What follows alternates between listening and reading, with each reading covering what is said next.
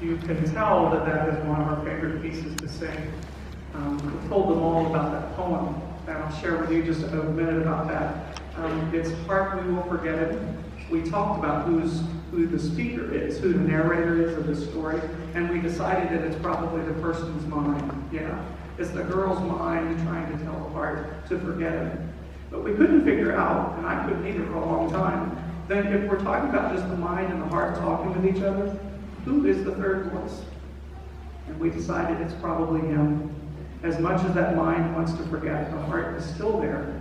And we don't know why that person's no longer in her life, but he's still there all the way to the end. So that's why you heard 3 parts. You can't imagine the wide-ranging conversations we've had in the past 2 days about what that poem means to them. Yes, indeed. You're already thinking. It's been a tremendous experience. This next set of 3 pieces sort of forms a unit together. And it starts off with a setting of a Jewish text, which means Hine Matov, which is talking about everyone living in peace and brotherhood throughout the world. And the next song is called Bird Song. The text from that piece was found in Czechoslovakia in a ghetto where the Nazis were keeping Jewish families. It was called Theresienstadt. And it's in the basement. They found it on a wall. Soldiers did when they came through the area. They found it on the wall. They know for sure from the records that children were being kept there. And very likely there were children hiding in the basement. Their parents and family had probably long ago been taken to the camps, and they were still able to hide. Until finally they were found as well. We've talked a lot about this.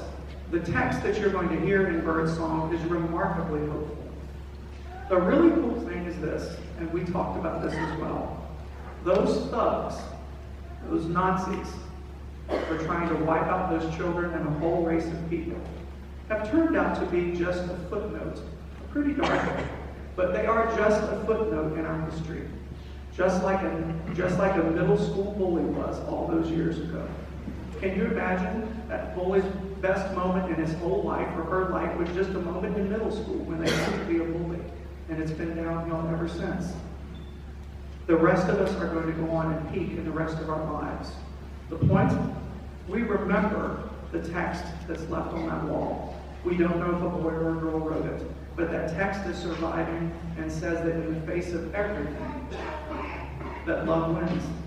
The other thing we said as well as this, is it also says that the tent, this tent of peace, whatever you want to call it, the tent, the roof of that tent stretches big enough to encompass all of us. Look at them up there. Look at the diversity up there. The tent is big enough for all of us. We can stretch it even wider. Those thugs wanted to say there's not room for you to get out. And what survived is the message is no, the tent is big enough for everyone. And so we'll finish with a piece called Shine on Me. I'll be back to just say a couple of words about you as much as about them that I've discovered about you. You didn't know that I've already gotten to know you, did you? But I did through these people. I'll tell you how in just a little bit. But enjoy this set of 3 pieces, Hine Matov, Birdsong, and then Shine.